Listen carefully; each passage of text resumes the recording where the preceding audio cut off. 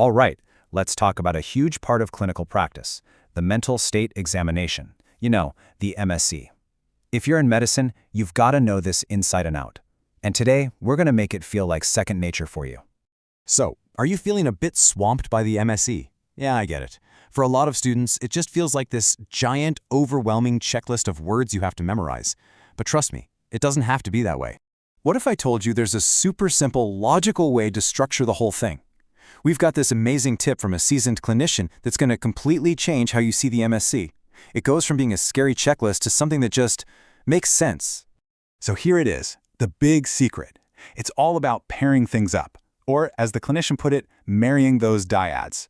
Seriously, this one little trick makes everything so much easier to remember, especially when you're on the spot. Okay, let's get into it. First up, the observation pairs. This is all the stuff you can notice just by looking, right from the second you walk into the room.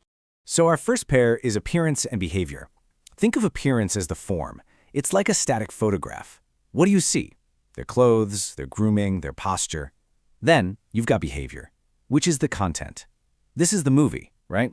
How are they acting? Are they making eye contact? Do they seem agitated? How are they engaging with you? Snapshot versus movie. Okay, next up is a pair that trips up so many people. Affect and mood. But it's actually pretty straightforward. Affect is what you see. It's objective. It's their facial expression, how they're carrying themselves. Mood is what they tell you. It's subjective. It's their own reported feeling. And the really important thing here is to ask yourself, are they congruent?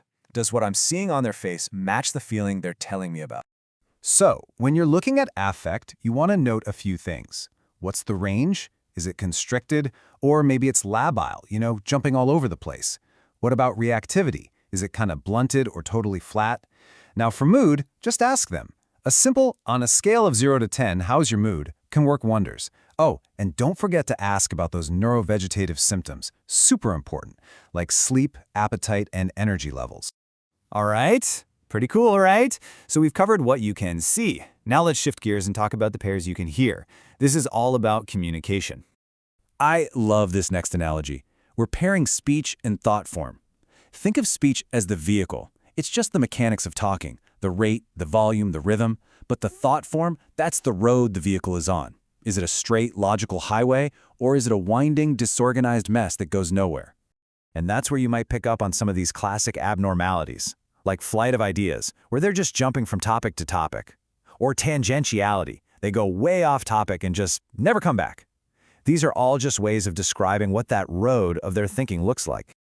Okay, our last communication pair. Thought content and perception. Thought content is simply what the person is thinking about. The actual ideas in their head. This is where things like delusions come in.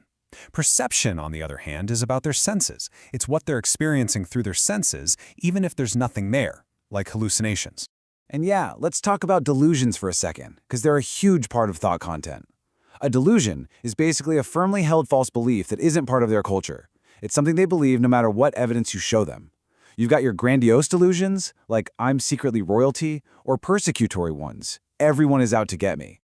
Okay, we've made it through the observation pairs and the communication pairs. So what's left? Well, now it's time to put it all together.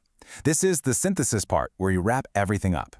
And look, this isn't about doing a massive cognitive exam. It's a quick check. First, cognition. Are they oriented? Do they know who they are, where they are, and what time it is? Super basic. Next, insight. Do they actually get that they have a condition? And finally, judgment. How's their decision-making? These last three pieces are so crucial because they give context to everything else you just figured out. And that's basically it. See, when you marry these dyads, the MSE stops being this scary checklist and becomes a logical story. You've got appearance and behavior, affect and mood, speech and thought form, and thought content and perception. It just flows. It's a structure you can actually remember. So next time you're about to do an MSE, try thinking in these pairs. Ask yourself, which one am I going to really focus on this time to nail it down? Give it a shot. I think you'll find it makes a world of difference.